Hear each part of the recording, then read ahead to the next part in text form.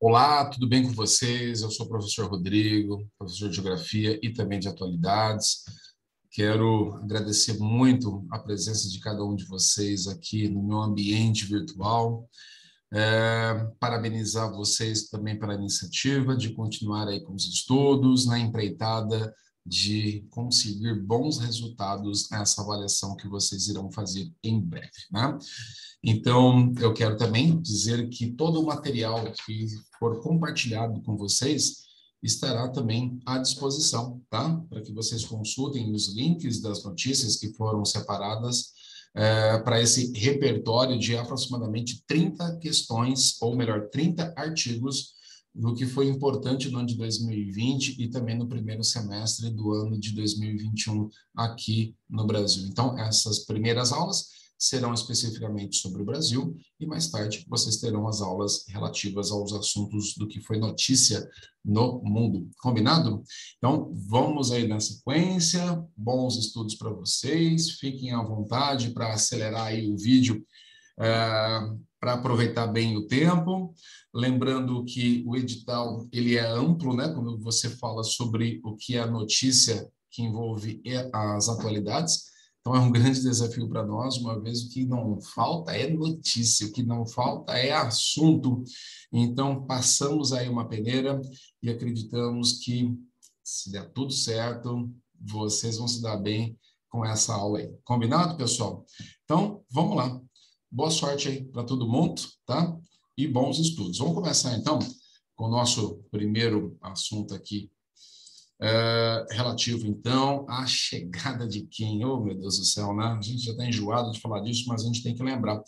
No dia 27/2, nós tivemos a divulgação da notícia de que um homem tinha sido confirmado, né, no caso, que ele era o portador, então, do novo vírus aí da Covid-19. Então, um homem de 61 anos, tinha acabado de chegar de uma viagem da Itália, não estava se sentindo bem, acabou sendo internado, né, no hospital aí privado do estado de São Paulo, na capital em específico, com sintomas da Covid-19, e como nós tínhamos na ocasião, no mês de fevereiro, aquele surto já começando a explodir na Itália, e como ele tinha acabado de chegar da Lombardia, então ficou mais fácil ali, né, chegar provavelmente num diagnóstico, mas esse diagnóstico foi elaborado, inclusive, por um instituto chamado Adolf Lutz, que vocês devem bem conhecer, onde conseguiu prontamente, de forma pronta, né, de forma rápida, melhor dizendo, chegar aí a confirmação da Covid para este homem. Lembrando que, na ocasião, nós não tínhamos ainda muitas informações a respeito da Covid, nós sabíamos que isso estava chegando ali de outros países, né? Na China, você vai lembrar, os caras estavam construindo hospitais em questão ali de dias, em uma semana, o mundo já preocupado com a possibilidade de se tornar uma pandemia, e de fato ocorreu, mas o nosso, então, ministro da Saúde, o senhor Luiz Henrique Mandetta, havia feito um pronunciamento dizendo que estava tudo sob controle, né, que o Ministério já sabia que isso iria acontecer mais cedo ou mais tarde, e por conta disso que as primeiras informações que poderiam ser cedidas é que nós brasileiros tivéssemos ali já o desenvolvimento de algumas práticas relacionadas à etiqueta respiratória, né? Afastamento, evitar aglomerações, abrir janela, ventilação, usar ali o álcool em gel, que é o legado lá do ano de 2009 com o H1N1, e que nós passássemos, então, a ficar cada vez mais atentos. E, infelizmente, né, todo mundo sabe que dali para frente a situação ficou cada vez mais complicada, até chegar ali no mês de março, né, já ali na segunda quinzena, a gente vai lembrar que o governador do estado de São Paulo já começa a decretar a nossa quarentena, e nós, professores, vocês aí também vão lembrar de tudo o que aconteceu, né, com relação às novas posturas em relação às escolas, né, comércio, etc. e tal. A próxima notícia, ela vem trazendo também uma palavra nova para o nosso vocabulário. A gente não fazia ideia do que era, por exemplo, lockdown. Estou falando isso por mim, lógico, né? Então, você imagina que a palavra lockdown começa a fazer parte do nosso vocabulário, das nossas discussões de roda entre amigos, entre colegas, né? Entre professores e alunos, lá em casa, né? Na família também, essas discussões. O que é lockdown, o que isso pode trazer como consequência positiva, negativa, isso vai contribuir para o achatamento aí da nossa curva. Então, vocês vão lembrar que isso acabou gerando certas polêmicas, uma vez que nós tínhamos ideias divergentes sobre a utilização e implantação dessa medida, e por conta disso, né, nós vamos lembrar que houve ali uma batalha ideológica por parte do governo federal, tá, e outros governos, como o caso os municipais. Então, a primeira cidade que acaba decretando, de fato, o lockdown, lá no mês de maio, vejam só, tá, mês de maio, foi a cidade de São Luís do Maranhão, através de uma necessidade, uma vez que o SUS, na ocasião, nesse mês, já tinha decretado, então, um estado de emergência, né, no sentido de que 100% dos leitos de UTI já estavam ocupados, então era necessário trazer aí medidas mais precisas em relação ao controle e o avanço da contaminação. Entra também algumas tecnologias, na ocasião, a divulgação de sistemas de geoprocessamento. Lembra que no edital a gente cobra também questões envolvendo a parte tecnológica, e esse processo de monitoramento através, né, do sinal dos celulares contribuiu e muito para o estado de São Paulo e também lá para a cidade de São Luís do Maranhão, fazer esse monitoramento de saber quantas pessoas de fato estavam nas suas casas, estavam evitando, por exemplo, a circulação nesses ambientes. Na ocasião, repito, a adesão em São Luís era de 55,4%, mas as recomendações eram de aproximadamente, no mínimo, 60% da população em casa. Tá? Esses números foram variando de acordo aí com diferentes posições do governo, mas, de maneira geral, 60% seria um número aí consideravelmente positivo para o controle e colocar aí um freio na velocidade de contaminação. Tudo bem? Então, aqui na foto, vocês vão ver, né, as pessoas, inclusive essa foto é da ocasião, todo mundo aglomerado, nós brasileiros temos muitas dificuldades em manter aí o distanciamento, e lá no Maranhão não foi diferente não, tá? Mesmo porque em outras ocasiões isso acabou gerando até briga, confusão, envolvendo polícia. Foi difícil, né?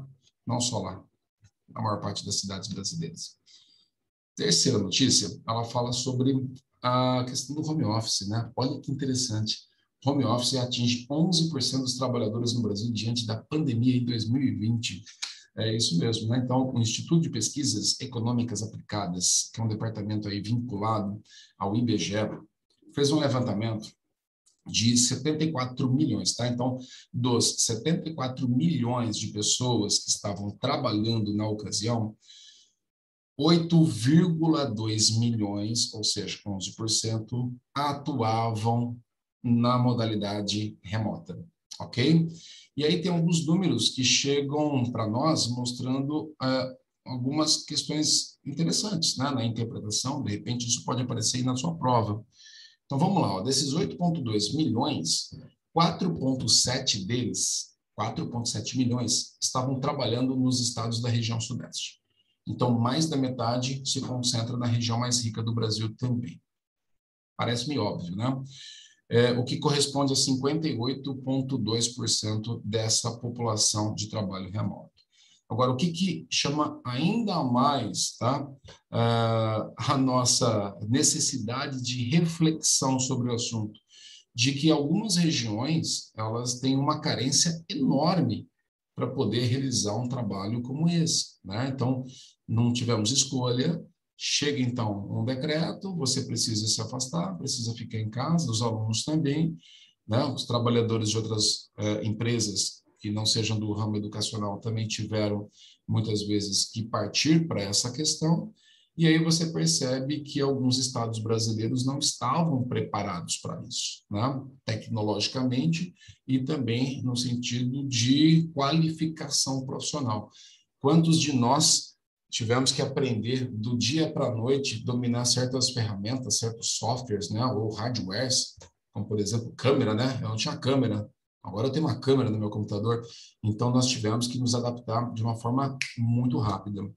Então, vamos lá, vamos pensar. Se no Sudeste eu tenho 58,2%, região norte do Brasil, região norte, tá? Vamos pensar lá, Amapá, Rondônia, Roraima, o Acre, o estado do Pará, apenas 3,3% das pessoas estavam dentro da modalidade remota, ou seja, um índice muito pequeno.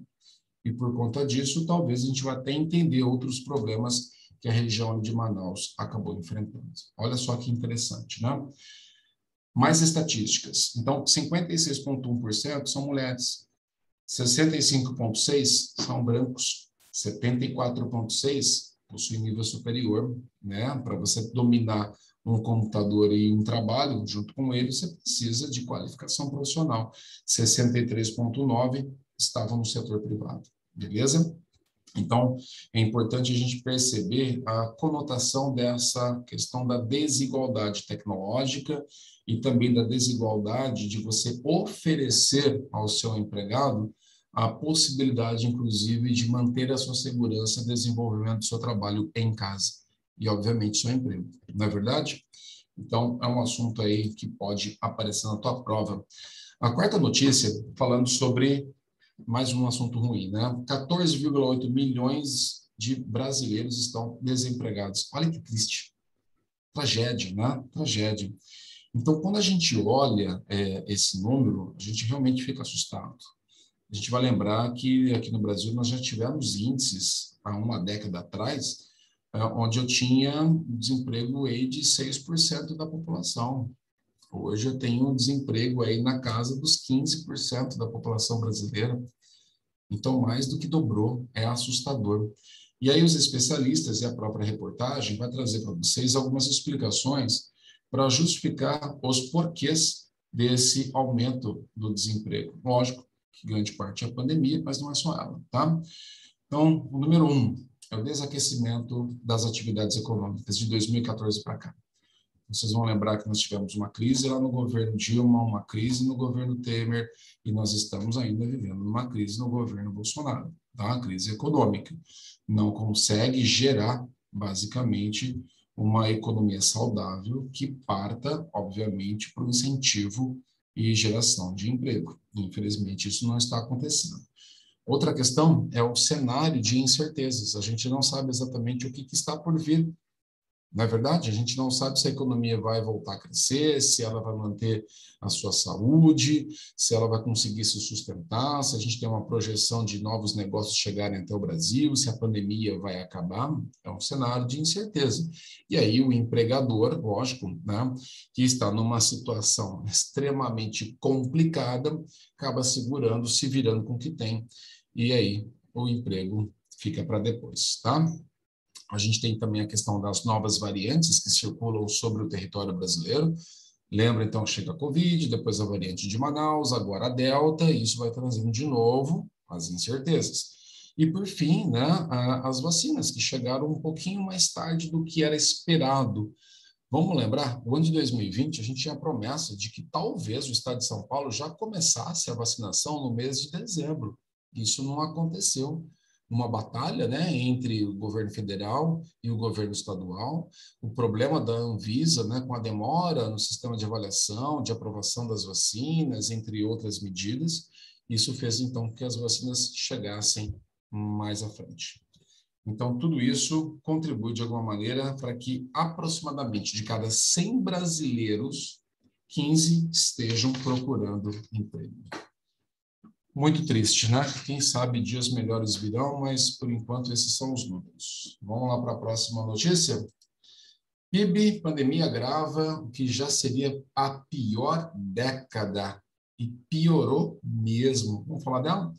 Então é o seguinte, ó, a década passada terminou em 2020. Então nós vamos olhar para esse período de crescimento de 2011 até 2020 e os economistas, eles consideram, olha bem, esse o pior momento ou a pior década de crescimento do nosso PIB. Foi o pior nos últimos 120 anos.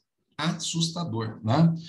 Então, qual é a explicação de tudo isso? Nós tivemos a crise, né, de 2015 a 2017, onde o PIB brasileiro, em 2015, ele teve um decréscimo de 3,5%, em 2017, um decréscimo de 3,3%, então a economia brasileira encolheu. Depois, em 18, 19, né, tinha crescido, aí vem a pandemia, 2020 encolheu quanto? 4,1%. Então, na hora que você pega o acumulado, né, de todo esse período aí, que vai aí do ano de 2011 até 2020, sabe qual foi a nossa média de crescimento? 0,3%. É muito pouco, tá? Você compara com outras nações, como, por exemplo, China, cresce 6, 7 no ano passado, né? Já chegou aí a crescer 11%, e o Brasil cresceu nessa década 0,3%. Então, fica difícil, tá? Qual que seria a denominação para isso? De uma forma mais popular, né? É conhecida como década perdida. Perdeu, tá? O ano passou, as coisas aconteceram e a gente não cresceu. A gente perdeu aquela janela de crescimento. Quer piorar a situação? A década que está começando agora, em 2021, e que termina lá em 2030, já é considerada a outra década perdida também. Então, significa que, na melhor das expectativas, em 2028, a gente vai ter o mesmo PIB, ou seja, o Brasil vai ter a mesma riqueza do que nós tínhamos em 2010. Triste, né? Triste. Fico até incomodado. Quantas coisas isso pode repercutir no nosso dia a dia, na nossa vida, na nossa profissão. Renda per capita do brasileiro. Vamos lá, ó. Vamos falar aqui. Outra notícia também assustadora. Pode aparecer na sua prova com relação à política e economia, né? Então, na contramão do PIB, isso aqui é uma notícia do ano de 2021, tá? Lembrando que não está organizado no sentido cronológico. A renda do brasileiro cai 10% com a inflação em alta e desemprego recorde. Então, vamos lá. No primeiro trimestre do ano de 2021, o Brasil teve um crescimento de 1,2% no PIB. Beleza? Você fala, poxa, legal. Só que agora já esfriou de novo. Já esfriou. Então, a gente vai fechar o ano de 2021 na pior expectativa, ou na média expectativa, 0,8% de crescimento. Na melhor, 1,2%. Tá? Vamos ver como é que o Banco Central fecha aí isso o ano que vem. Que a gente vai conseguir olhar tudo que a gente cresceu ou não. Mas a gente entende que é uma contramão mesmo, né? Se o PIB estava começando a recuperar, por que a nossa renda não cresceu? Né? Tem explicação para isso? Tem. Vamos lá. E outra coisa, eu não sei se você concorda comigo, mas eu não acho que nossa renda caiu só 10%. No bolso mesmo caiu muito mais do que 10%. Né? Segundo algumas estimativas, o custo de vida do brasileiro de 2020 para 2021 aumentou em 35%. E olha, botando a ponta do lápis, eu concordo com esse número, hein? 35%, tudo mais caro, né? Alimento, energia, combustível, enfim. Bom, qual é a explicação para a queda da renda mensal do brasileiro? Vamos falar em números? Em 2020, qual que era a renda do brasileiro? R$ 1.185. Pouco, né? Ou seja, quase nada. Renda em 2021 caiu 10%, 1.065. Piorou, né? Estava ruim, parece que piorou. Então, qual é a explicação? Algumas. Primeiro, menor pressão salarial. Não tem pressão salarial. Se o povo está desempregado, você imagina, coloca lá uma placa, né? Precisa do empregado com a qualificação tal, X. Você vai olhar lá na calçada, você tem 20, 30, 40, 50, 100, 200 mil pessoas enfileiradas ali querendo aquela vaga de emprego. E aí, o que você faz? Você é o dono da empresa, você vai oferecer aumento? Não. Você abaixa, na verdade, o valor a ser pago para aquele funcionário. Você aproveita, né? Oferta e demanda. Então, não tem essa pressão por salários, porque eu tenho milhares de pessoas procurando emprego. Simples assim. As empresas também estão com suas finanças prejudicadas. Prejudicadas. Como é que elas vão sobreviver? Então, elas não podem reajustar os seus salários. Pelo menos é o que as pequenas ou médias empresas alegam e a gente até concorda. Talvez não seja a mesma realidade de mega empresas, né? Como, por exemplo, uma Amazon aumentou o faturamento, não pode melhorar a renda do trabalhador? Lá nos Estados Unidos, vocês vão ver que a gente vai falar disso quando for falar de mundo. tem lá, né, a questão de que existe uma baita de uma exploração da mão de obra e não tem um repasse, né, ou uma valorização salarial. Então, muito triste. E aí, para finalizar esse artigo, eles falam que 61,6% de todas as negociações salariais ficaram com uma reposição abaixo do que a inflação oficial de 2020, que foi de 4,52%. E aí eu convido vocês a fazerem algumas reflexões. Como é que foi, né, o impacto disso para a família brasileira? Além do aumento da desigualdade, que está visível, só não vê quem não quer, está cada vez pior, né, entre a população rica e a miserável, essa diferença, nós tivemos também um aumento significativo aí da fome no nosso país, infelizmente, né? Chegando aí na quase de 50 milhões de pessoas em situação de fome. É muita gente. Para um país de 212 milhões, é difícil, né, a gente falar sobre esse assunto. Mas, enfim, próxima notícia. Vamos lá. Brasil cai 5 posições no nosso ranking. Nós estávamos na posição de 79º, agora o 84º no IDH, tá? IDH, Índice de Desenvolvimento Humano. Como é que a gente chega, né, nesses parâmetros, nesses números? A gente mede basicamente 3 coisas. Primeiro, renda per capita, tá bom? É a média de salário de um ano do brasileiro, que não passa dos 8 mil dólares, tá? Depois, o que a gente tem? Mais um item, que é a qualidade da educação, né? O índice de analfabetismo. Então, a gente coloca isso também na nossa equação. E o último índice a ser medido aí pelo IDH é nada mais, nada menos do que a expectativa de vida. Então, para pensar, tá? Se o Brasil caiu de 79 para 84, lembre-se que essa posição é relativa aos estudos e às informações do ano de 2019. Não existia pandemia ainda. Então, com o governo de 2019, a gente já perdeu e muito certos benefícios que alimentam esses 3 pilares aqui do IDH. Agora, te pergunto, a pandemia piorou ainda mais essa situação. Vocês concordam comigo? Então, fiquem atentos. A divulgação do IDH para o ano de 2021, referente ao período de 2020, não vai ser melhor, vai ser pior, né? A gente piorou a educação, a gente piorou a renda, a gente piorou a expectativa de vida. A expectativa do brasileiro caiu 2 anos. Olha só que absurdo, era 76, agora é 74, tá? Isso na média entre homens e mulheres. Então, significa que nós vamos ter notícias ruins sobre o IDH no ano de 2021, tá bom? Lembrando também que a nossa média é 0,761, isso é considerado um alto IDH, acima de 0,800 é a IDH muito elevado, muito alto. Quem está lá na frente, né? Faz anos que está ali em primeiro lugar. Noruega, né? Depois da Noruega, a gente tem assim países como Irlanda, depois a Suíça, a maior parte são países europeus, tá?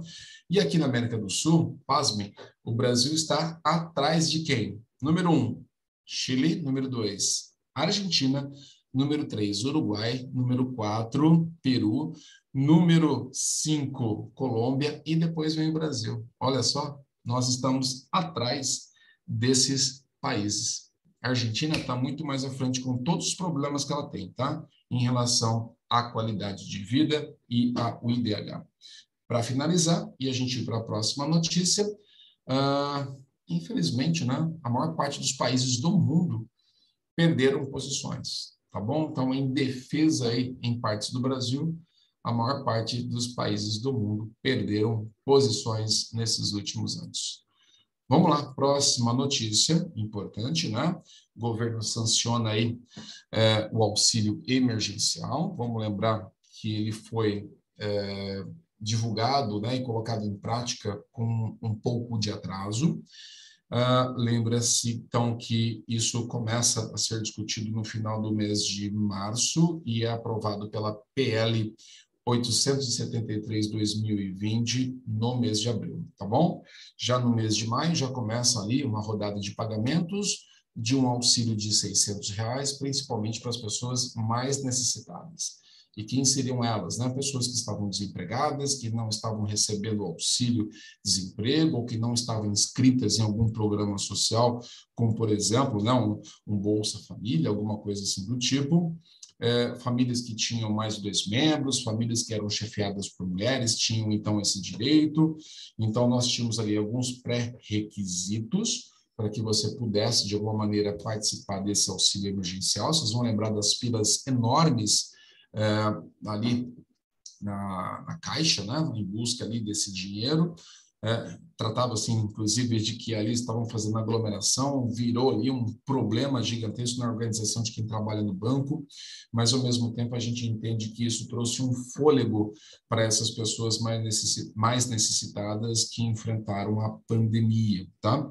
E aí, para encerrar, a gente tem que lembrar que essas notícias, elas trouxeram para nós uma discussão gigantesca em relação ao rombo, né, que os cofres públicos poderiam enfrentar a partir dessa abertura da torneira. Abriu a torneira, você imagina, né, que as reservas ali de dólares e as reservas de reais seriam destinadas, então, a esses programas sociais, e alguém poderia pagar essa conta mais tarde. E, com certeza, nós já estamos pagando. Vide, por exemplo, aumento dos tributos que nós tivemos nesses últimos anos, tá? Ou melhor, meses, e lógico que isso aqui lá na frente também será cobrado. Então, sempre lá no Congresso, aquela discussão.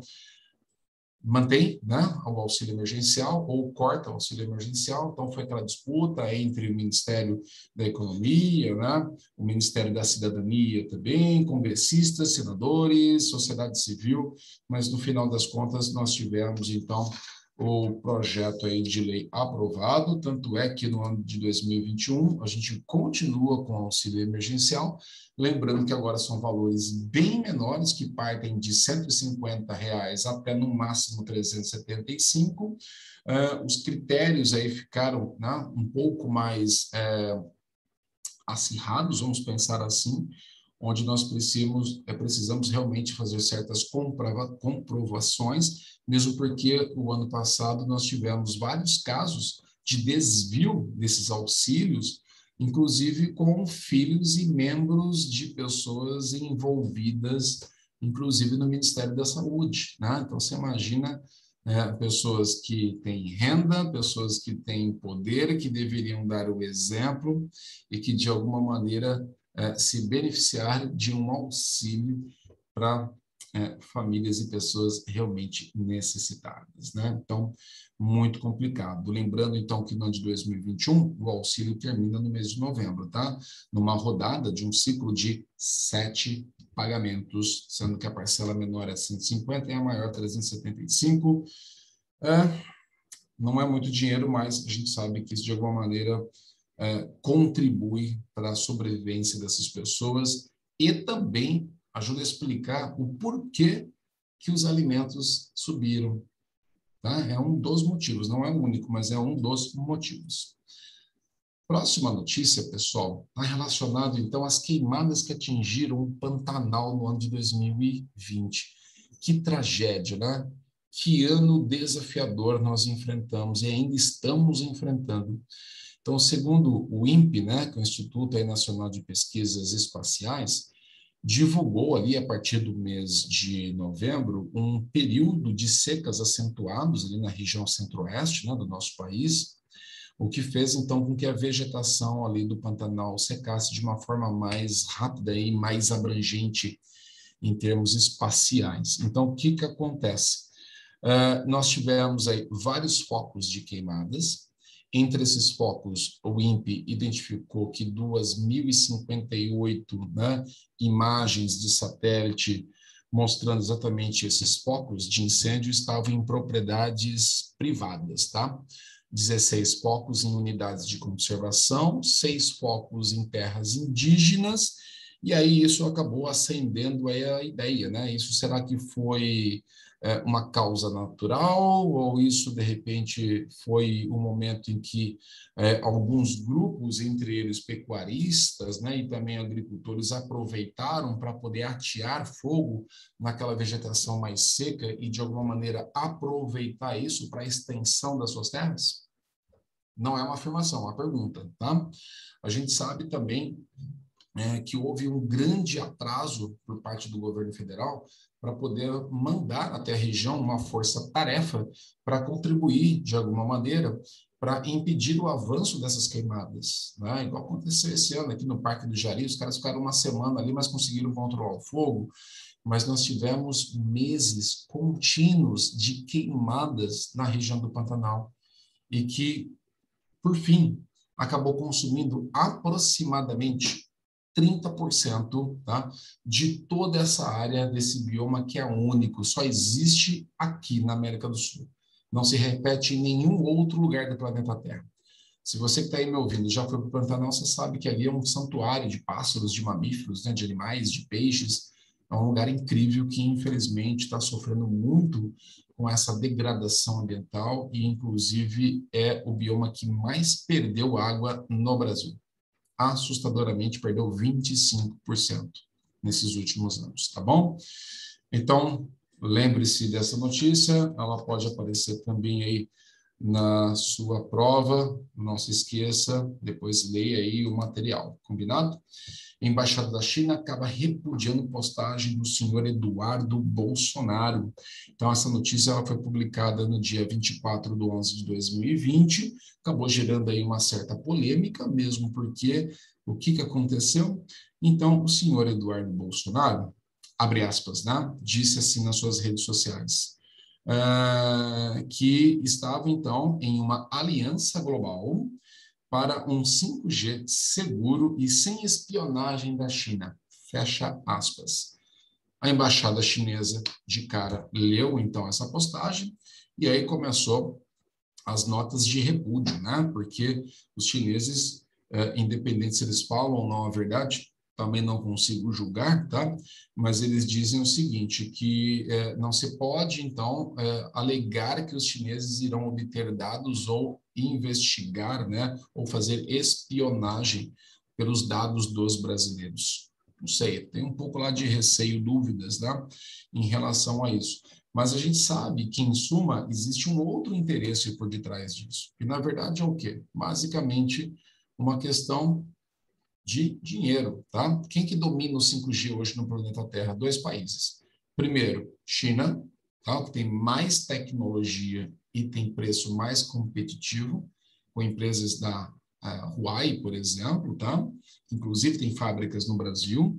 E a gente tem também um outro país que está ali, ó, pau a pau, se chama Estados Unidos. Como o governo federal está mais alinhado, ou estava, né, alinhado ao governo norte-americano, então essas falas acabam gerando uma certa ideia de preferência, né, para que você, no leilão do 5G, que vai ocorrer agora no nosso segundo semestre de 2021, acabe apontando basicamente, né, uma preferência para os Estados Unidos do que praticamente uma preferência para as tecnologias chinesas, tá?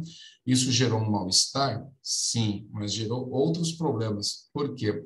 A China é o principal parceiro econômico do Brasil.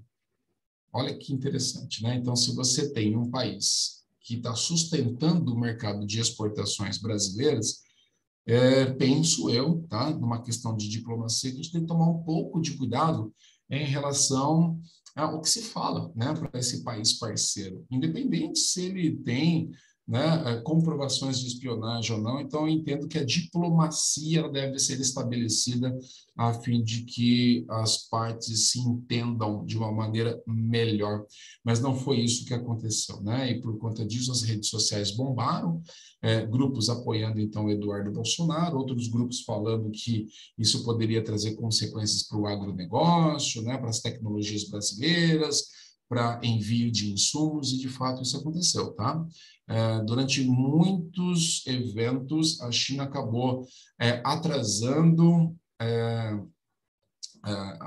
o despacho, né, de certos insumos ligados ao IFA, que é aquele material lá da vacina, ou até mesmo de materiais que eram necessários para o dia a dia ali nos hospitais. Isso acabou atrasando, esses insumos não chegaram quando deveriam, trazendo aí problemas significativos para a política e principalmente para a população brasileira. Então, Mais uma notícia que, de repente, pode aparecer no seu cenário das questões de atualidades. Próxima notícia: SUS tem papel fundamental na pandemia. Olha que incrível, né? Isso não é novidade para nós, talvez outras coisas que eu falarei aqui sejam, tá? Então, o SUS completa nesse ano 32 anos. Então, eu aposto que isso aqui seria um tema bacana, né, para a gente apresentar numa prova na qual vocês irão realizar. 32 anos, então, os pilares do SUS nascem na Constituição de 1988. Lembra, então, que o Sistema Único de Saúde, ele é uma organização de vários setores que cuidam, então, né, desse interesse da população brasileira. E entre os vocabulários, né, que a gente observa nessas leituras, aparece o termo universalidade. Então, o que significa isso? O SUS, ele é completo, tá? Não é só entre aspas, né? Não é só um leito de hospital, não é só um posto de saúde. Dentro dessa questão de universalidade, nós temos que lembrar que o SUS cuida da questão dos diagnósticos, fornecimento de medicamentos, tá? O controle e a liberação de leitos de UTI, inclusive para hospitais privados. Nós temos esse contato do SUS com desenvolvimento de pesquisas e inovações, fazendo a ponte, né, dos hospitais públicos, juntamente com as universidades públicas, entre elas a USP, aqui no estado de São Paulo, né, que é uma grande referência, a Unesp, entre outros centros acadêmicos. Ela que também gerencia os postos, né, de atendimento das redes hospitalares e também a questão que a gente tem que valorizar foi a agilidade da resposta do SUS em relação ao enfrentamento da pandemia. Tanto é que vocês vão lembrar quantas vezes, né, nós tivemos ali aqueles momentos de aplaudir as nossas enfermeiras e enfermeiros, médicos e médicas, pelo trabalho que eles fizeram, quantas notícias mostrando a exaustão, e eles ali trabalhando 24 horas ou em torno de 48 horas.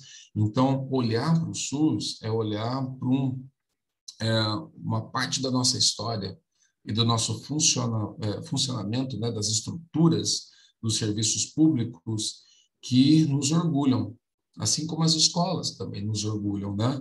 Então, o SUS é algo que a gente precisa valorizar em meio de tantas notícias que são aí arrasadoras, né? Que deixam a gente para baixo. Olha o dado, tá? Para encerrar e mudar de assunto. 80% da população brasileira depende do SUS. 80% da população brasileira depende do SUS. E, basicamente, 100% da população brasileira depende do quê? Vacinação do SUS. A gente tem um repertório de 20 vacinas que o SUS fornece para a gente sem custo algum. Tem países como, por exemplo, os Estados Unidos, que você tomar vacina, você tem que pagar. E não é barato, hein? É caro. E o SUS fornece para a gente, né? De uma forma super organizada, de uma forma super pontual. Inclusive agora com a vacinação da Covid, né? Estou gravando aqui dia 2/9, os meus alunos lá do ensino fundamental já estão sendo tudo vacinados. É uma alegria, né? Eles falam, professor, eu preciso ir embora mais cedo porque eu vou tomar vacina. Né? Geralmente a gente fica chateado quando o aluno sai da sala e vai embora. Agora, falando que vai tomar vacina, o sorriso vai de orelha a orelha. Muito bom, né? Então, mais um ponto positivo para esse trabalho fantástico do SUS. Outra notícia, essa não é boa, né? Vamos lá, ó. Caso Miguel. Vocês vão lembrar do caso Miguel? Ocorreu lá no dia 2/6/2021. Então, Miguel Otávio, menino de 5 anos, né? Negro, filho de uma empregada doméstica. O nome dessa empregada é a Mirtes, é a mãe, então, do Miguel. Na ocasião, naquele dia, naquela manhã, a doméstica, então, estava carregando os cachorros, né? Então, da primeira dama de Tamandaré. Vocês vão lembrar que ela é casada, então era não, né? Ela é casada com o prefeito lá da cidade de Tamandaré, do interior de Pernambuco. O nome, então, dessa patroa é a Sari Corte Real, foi presa, né, em flagrante, por exemplo, e isso acabou até gerando uma certa discussão que a gente já vai abordar, mas a gente vai ter que lembrar basicamente de como que isso aconteceu, né? Então, enquanto a doméstica estava passeando com os cachorros da patroa, a patroa estava cuidando então do Miguel, e aí houve um desentendimento. O Miguel entrou no elevador, ele apertou lá o botão, foi parar no 9º andar, ele caminhou até o final do corredor, encontrou lá um espaço, né, onde você tem ali a acomodação das unidades de ar-condicionado. O menino conseguiu entrar lá e caiu e morreu, né? Então, por si só, isso é uma tragédia. Agora, o que a gente também discute? Quando a patroa foi presa, ela pagou uma fiança de R$ 20.000 e ela passa, então, a responder em liberdade, mesmo porque ali nas preliminares, lembrando que isso ainda está em julgamento, tá? Ela foi indiciada ali como homicídio culposo, quando você não tem intenção de matar. Mas aí as redes sociais, elas começam, então, a trazer certas perguntas, né? Se torna uma situação super polêmica, e entre essas polêmicas, o que ficou destacado foi o seguinte, tá? E se fosse o contrário, né? E se, de repente, a Mirtes estivesse cuidando do filho da patroa e ele tivesse caído, será que ela poderia pagar a fiança? Provavelmente não. Mas se ela pagar, será que ela ia sair? Né? Qual seria o valor dessa fiança? Será que ela teria condições, né, de fazer o que então a dona Sari fez? Então esse foi um ponto. E o outro é a questão racial, né, de como que até hoje as vítimas ainda da cor preta, por exemplo, são as que mais sofrem questões como essa de violência, né? Então é um assunto que pode aparecer também na sua prova, né? Para você avaliar exatamente como que essas inversões de valores, como essa questão do racismo estrutural no nosso país passa a se organizar. Tudo bem? Então tá bom, né? Vamos lá, nós temos aqui já quase fechando a nossa primeira parte, estou vendo aqui mais de 40 minutos. Então, olha lá, o que apareceu aqui? Cédula de R$ 200. Hey, até hoje eu não vi uma, hein? Você já viu? Eu ainda não vi. Então, 27/8/2020, o Banco Central divulga, então, em rede nacional, o lançamento de uma moeda de R$ 200, né? E aí isso gerou uma baita de uma polêmica, primeiro pelas brincadeiras das redes, que era a imagem do lobo-guará, e eles ficaram brincando com o cachorro caramelo, provavelmente vocês vão lembrar disso, né? Surgiram vários memes, mas na verdade isso foi uma cortina de fumaça para poder esconder um problema ainda maior, né? Entre esses problemas, a questão da desvalorização do real, da nossa moeda brasileira, que está entre as 10 moedas que mais perderam o valor de mercado no mundo no ano de 2020. Absurdamente perdemos muito valor e, óbvio, o nosso poder de compra. Vide, por exemplo, o valor do real aí, né? Passando da casa dos R$ 5. Antes da pandemia estava R$ 3,89 o dólar. 3,89. Agora passando da casa aí dos 5,50. Tá difícil, né? Tá difícil viver numa economia onde o dólar está nessa altura. E o euro nem vou mencionar, né? Acima aí dos 6. Então é o seguinte, o Banco Central ele fala que essa seria a 7ª nota, né? Cédula da família real. A última vez que o Brasil imprimiu uma nota diferente foi a de R$ 20, no ano de 2002. E nós vamos lembrar também que houve uma explicação por parte do Banco Central para justificar a impressão da nota de R$ 200. A primeira justificativa falou que o brasileiro estava estocando dinheiro em casa. Então, o dinheiro parou de circular por conta da pandemia, e aí eles precisavam imprimir mais notas para ativar aí a circulação dessas moedas, tá? E uma segunda justificativa foi justamente de que com o auxílio emergencial era super e mais do que necessário ter dinheiro vivo para poder realizar os pagamentos, tá? De certa maneira faz muito sentido, mas a gente sabe também, né, que o dinheiro acabou perdendo o seu valor e hoje uma nota de R$ 200 você consegue fazer aí uma comprinha no supermercado. É ou não é, né?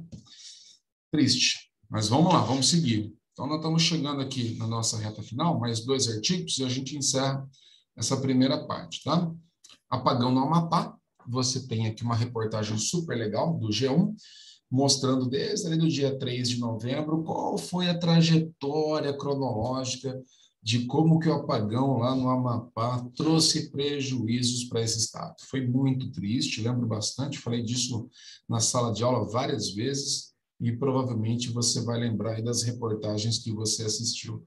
Pode aparecer também na sua prova, né? Questão tecnológica, questão política, questões sociais, todas, de alguma maneira, estão envolvidas com esse tipo de assunto. Então, primeiro dia, 3 de novembro, você tinha 2 transformadores operando no estado do Amapá, alimentando 16 municípios, ok? O estado do Amapá inteiro tem 16 municípios, dos quais, desses 16, 13 ficaram sem energia, sem luz. E aí, né? O que aconteceu? Quantos problemas surgiram? Primeira coisa, né, que veio à tona. Se você tem 2 geradores, você precisa de um terceiro em stand-by. Esse terceiro estava queimado e não tinha nenhuma previsão de manutenção, estava lá. Então, eles estavam contando com a sorte que os 2 transformadores dariam conta do estado. Lembra da geografia do estado do Amapá? Está lá na ponta, né? O estado mais ao norte do Brasil. Então, para que você tenha um serviço de qualidade que preste manutenção a um transformador de alta complexidade, você precisa, né, de pessoas mais qualificadas, de empresas especializadas no assunto. Então, a distância ajudou e contribuiu muito para que esse problema demorasse para ser resolvido. Tá? Na ocasião, houve ali um ping-pong entre a concessionária chamada Linhas de Macapá, tá bom? Lembrando que a maior parte da população do estado do Amapá vive na capital, que é a cidade de Macapá, combinado? Mais ou menos a mesma população aqui de Bauru, e por conta disso nós tivemos basicamente, tá, esse ping-pong, ora a concessionária jogando a culpa do Ministério de Minas e Energia, ora o Ministério de Minas e Energia jogando a culpa na concessionária, ou então na ANEEL, que é a agência reguladora aí, né, dos contratos com essas concessionárias, virou uma bagunça. Fato é que os geradores só chegaram lá para poder gerar energia sem a utilização do transformador no dia 23 de novembro, ok? Olha só. E enquanto isso, esses geradores começaram a fazer rodízio, ora liberando energia para uma cidade, ora liberando para outra, porque eles não davam conta. Aí houve reclamação, tinha um mau cheiro, né, por queima ali do combustível dos geradores, ou que o barulho dos geradores era insuportável, o pessoal lá da cidade que estava no entorno não conseguia dormir, gerou uma baita de uma confusão. O problema só foi resolvido em dezembro, quando o gerador, ou melhor, o transformador, né, suplente ali, conseguiu dar conta de estabelecer a distribuição de energia no estado. Mas, enquanto isso, a gente tem lá destaques para o caos, as cidades, né, enfrentaram sem energia, desabastecimento de água, porque você precisa de energia para tratar e distribuir água potável. Você tem problemas de segurança, né? Alguns crimes, furtos ali aconteceram na cidade, cidades sem energia, tem luz, né? Você imagina? Isso aí é prato cheio para criminalidade.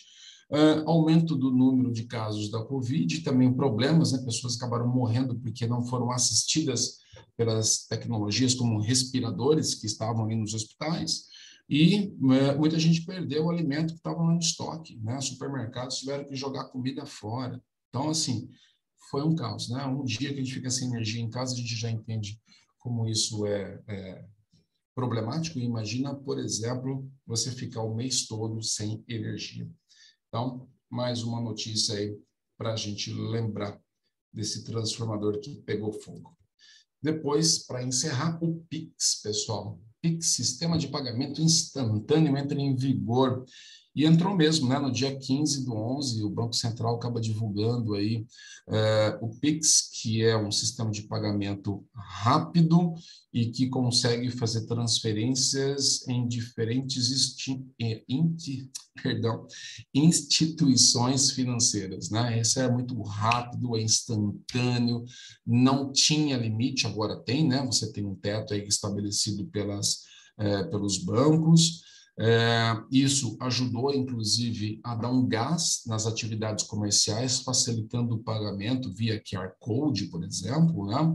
Onde você não precisa mais usar as cédulas em papel ou as moedas físicas, e isso contribuiu, inclusive, para não disseminar a Covid-19, que muita gente tem medo, né, de realmente tocar nessas moedas, nesse papel, etc.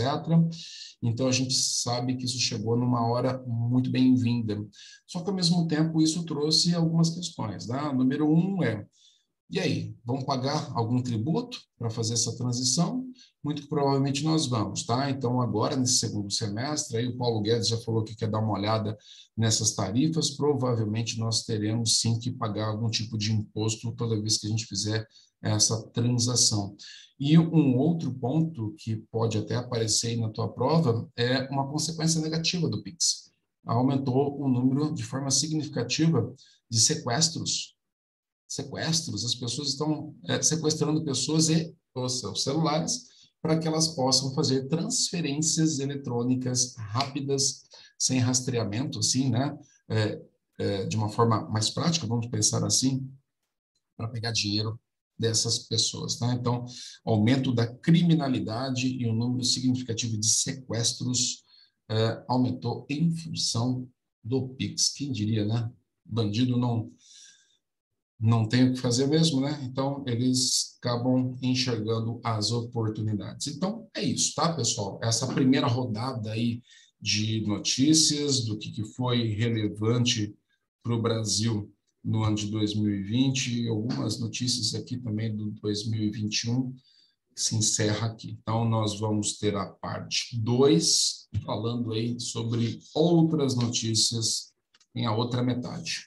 Combinado? Então, eu te vejo daqui a pouco nessa próxima aula.